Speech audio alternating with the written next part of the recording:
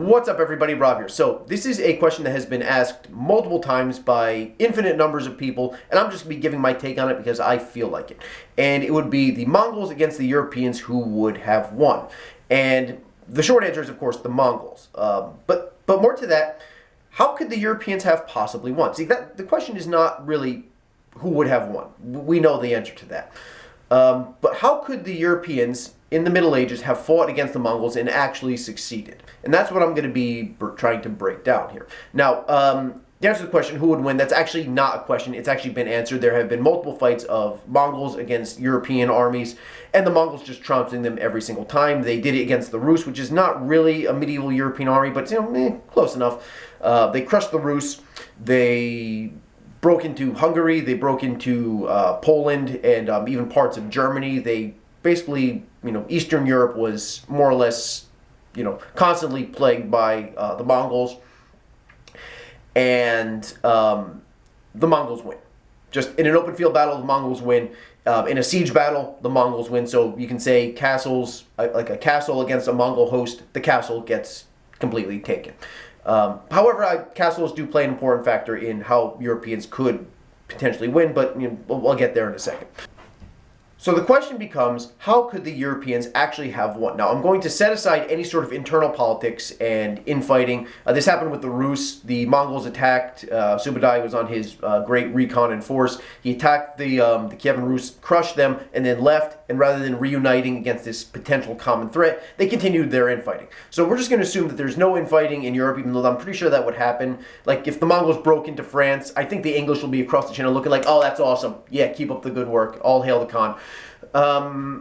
Be honest, that's probably what would have happened. So we're going to say that, all of Europe is unified, and any political machinations basically aren't existent. This is just completely this is a wargaming thing, and we're just top down, completely strategic. How would this have played out? Now, Mongols' great strength is two things. First off, you have their great discipline. They are incredibly regimented. They have the decimal system. You have squads of 10 men, and then 10 of those form a company. They didn't call them this, but more or less companies of 100 men, and then 10 of those forming ranks of 1,000, and then 10 of those into units of 10,000, and so on down the line. Right? Actually, I don't think it got any more than 10,000 units, but whatever. Point is, they had a very regimented system. They had very strict punishments. They had very strict procedures on how they were to operate. And basically, they were the most disciplined army in the world at that time. Europeans, not so much. It was a feudal system. They had local individual levies. They did have some professional soldiers. There would, of course, be mercenaries floating around there, too. But they had nowhere near the discipline of the Mongols. The other thing, and this is their big strategic factor, and that would be their mobility. They were basically entirely mounted, well, with the exception of Chinese siege engineers, which they co-opted and brought with their army as well for sieges, and we'll get to siege warfare in a little bit. But basically, they could quite literally, just run rings around pretty much any army that comes after them. Basically, everything from knights on horseback, infantry, archers, crossbowmen, whatever. They're just going to be sitting ducks while these guys just, basically just circle strafe around them.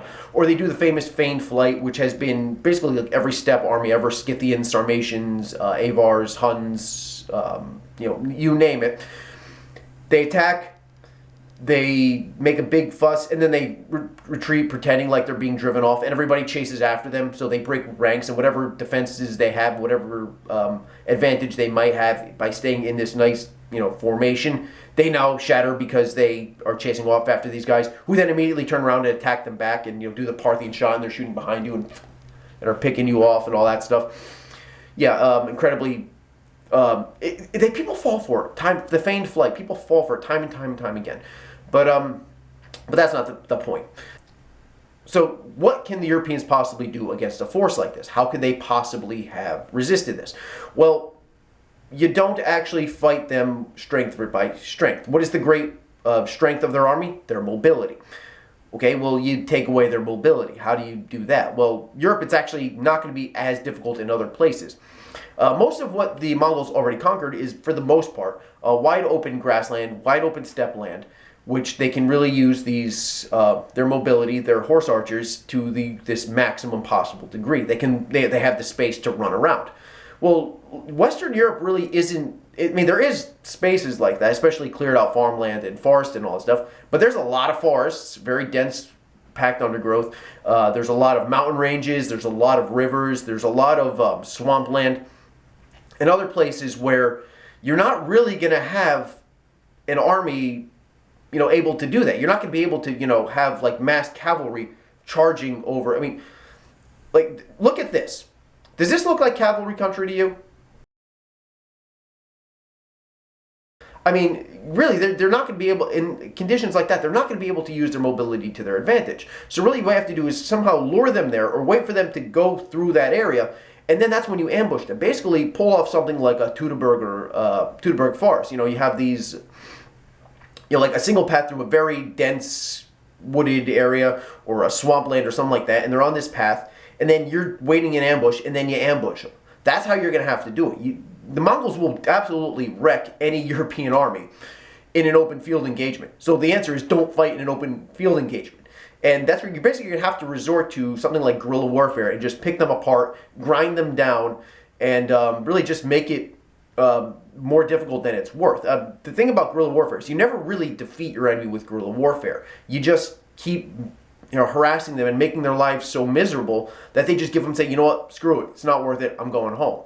That's probably your best bet. Now, as far as fortifications go, individual castles are not going to be that much of an issue. I really don't think so. I mean, they had Chinese engineers with them that they captured in China, pressed them into service, and these guys are experts at siege warfare with... now, castles are really great fortified positions. The Chinese also built really great fortifications as well, and... the Mongols had no problems with those. Now they had the people who built those Chinese fortifications now impressed into their army, ready for use against you now. So, like, they have way more sophisticated siege warfare than the Europeans had at this time. And thing is, though, in Europe, there's castles all over the place. All right, every city was fortified, and then every local lord would have a castle or a watchtower or something. Like, there'd be some sort of fortified position. Now they would be able to take each one out individually, like one on one. Okay, yes, fine, but they'd have to go to each one, capture it, and then go 20 feet, and there'd be another one, and then another 20. Like, they'd just be constantly, basically, in siege warfare, pretty much all the time. And actually, the vast majority of warfare in pretty much every major European conflict were sieges of some kind, because, well, there's just fortifications pretty much scattered all over the continent. So the Mongols, their great tactical value was their mobility, but also their strategic value would be their mobility. They could basically, attack one place and then attack another place and attack another place. Well, they're going to be constantly getting bogged down because everywhere they go, there's just going to be castles and fortified cities and everything else along the way. And they're just going to be slowed down. They won't be able to, I personally don't think they would be able to move that quick unless they bypass these fortresses, which they might be able to do, but that's basically leaving an enemy force in your rear. Or they can do basically something called masking, which is they take a small force to blockade that particular castle or that fortification while the rest of the army goes off somewhere else. They can do that, but every time they do this, they're leaving men behind to mask these particular fortresses. And that lowers the efficacy and the size of their field army. So basically, they're going to be tied down with these near endless sieges in terrain that's really not great for them. And there's the wide open pasture land that they need their horses to graze on. There's not as much of it in Western Europe. I mean, like you saw before, basically it's all rocks and rocky areas, and I mean there is.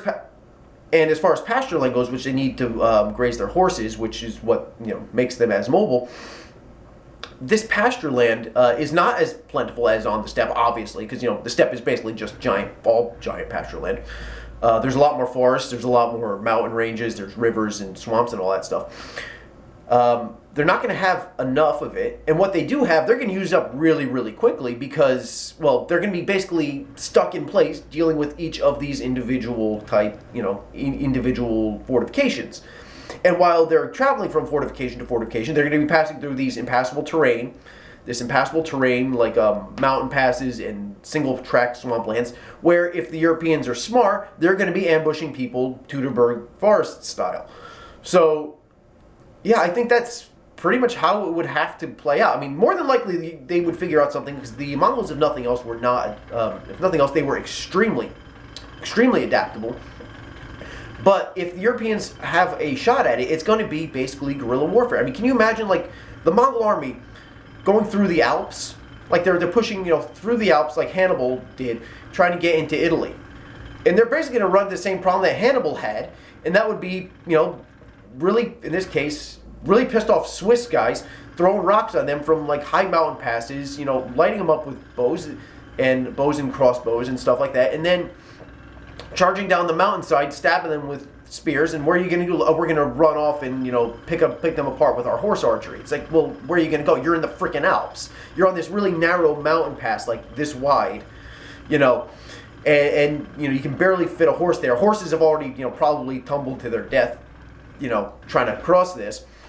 And now you got guys chucking rocks at you from up above. Like, what are you going to do in that situation? So, like, that's how. So that's how I think it's going to play out, or something like this would play out, or could play out. Again, the Mongols will probably figure a workaround there. They always do. They always manage to do so. The only reason why they didn't break into Europe was due to political issues, and basically it was so huge, the empire, it just kind of collapsed under its own weight.